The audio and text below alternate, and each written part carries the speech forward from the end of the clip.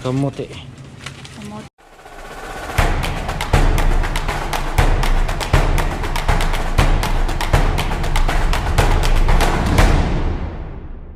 Hig ng panahon. Magandang araw mga idol. Samahan nyo kami. Mamili kami ngayon ng mga pagkain sa supermarket at mga groceries. Ito parang loob ng supermarket na pinuntahan namin. Pagkapasok mo, saging agad ang sumalubong. Pinitas agad ng asawa ko. Iba't ibang klase ng prutas ang mga naka-display. Pero ngayong taglamig, itong strawberry medyo mura kumpara mo sa tag-init.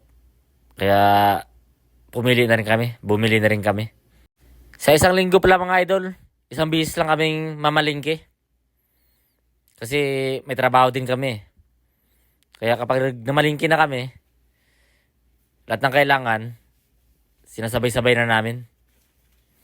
Prutas, ito, namimili na kami. Ako, taga-tulak lang ako ng kariton.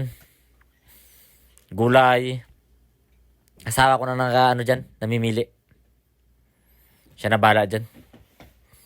Basta ang trabaho ko, magtulak lang ng kariton. Hanggang makarating kami sa counter. For 3 days po to.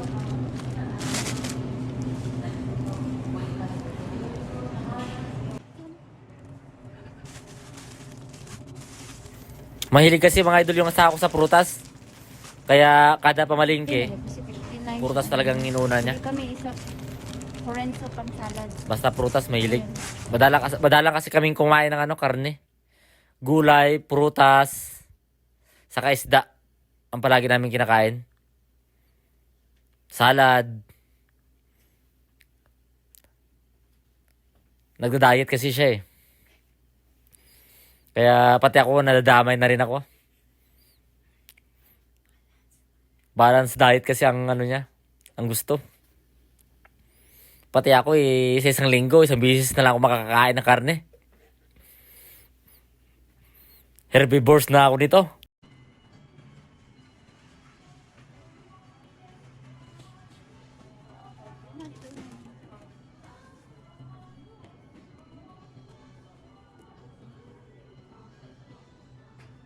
At ito, bumili na rin kami ng karne. At mura kasi dito ang atay ng manok. Kumuha na rin kami. Para pang adobo. At ito, hita. Bumili na rin kami sa halagang 500 yen. Sa pira natin ay umabot siya ng 200 pesos.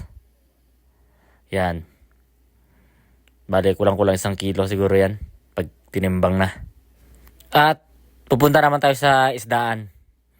Titingnan naman natin dito ang mga isda. Kung preska ba. Medyo malaki pala tong supermarket na pinuntahan namin. Kompleto din. May isda, karne, gulay. Lahat ng pangangailangan mo kapag pumunta ka dito, dito mo na rin lahat mabibili. At may sashimi pa. Ito. Kung sa atin, tawag dito kinilaw. Sinasawsaw lang to sa tuyo. Sarap. Nakaitlog ah. Finish na yan. Kunti lang, baka may naman tayong magdala.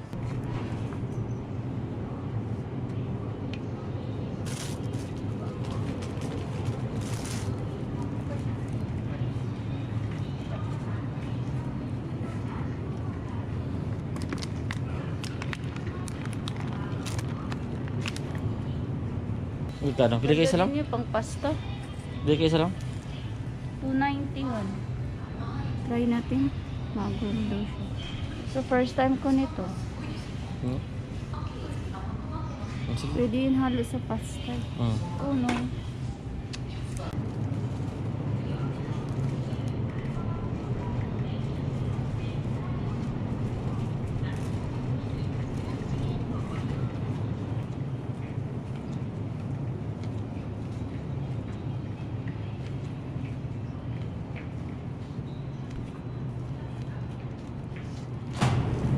Kaya na baon namin. Let's go.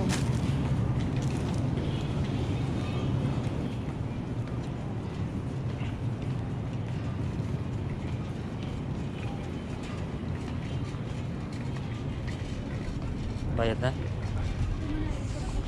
Ha? Saan?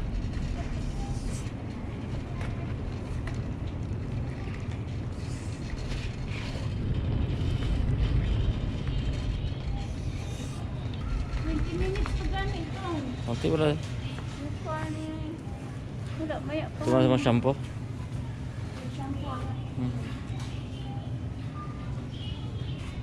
Mura daw siya Tumunog na. Ito yung hinihintay namin. 10 minutes namin itong hinihintay. Itong kamuti na inihaw.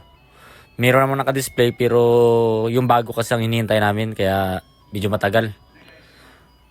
Tumunog na siya. Ibig sabihin luto na. At hihintayin lang natin ang bantay para ma-repack na at para makahingi na tayo ng order natin.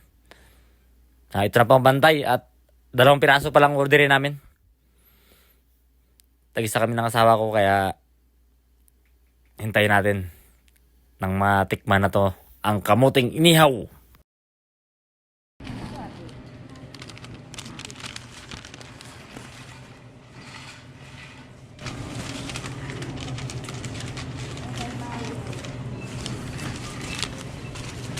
Kamuti.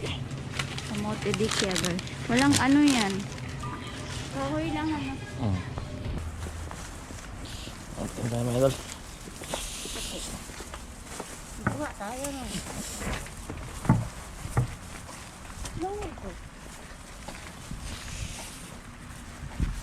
Sinuong na naman namin ang malamig na panahon para makabili na ng gulay. Pauwi na kami mga idol. Ito.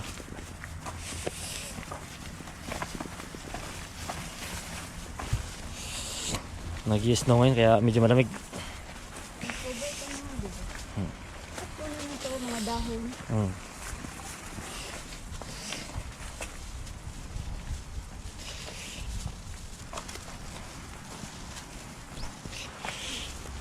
Luksing din lang to. Madami na po.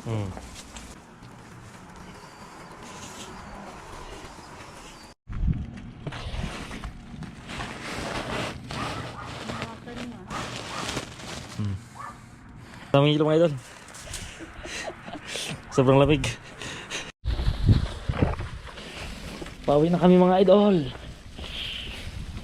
Tara. Hanggang dito na lang mga idol. At maraming salamat sa panonood.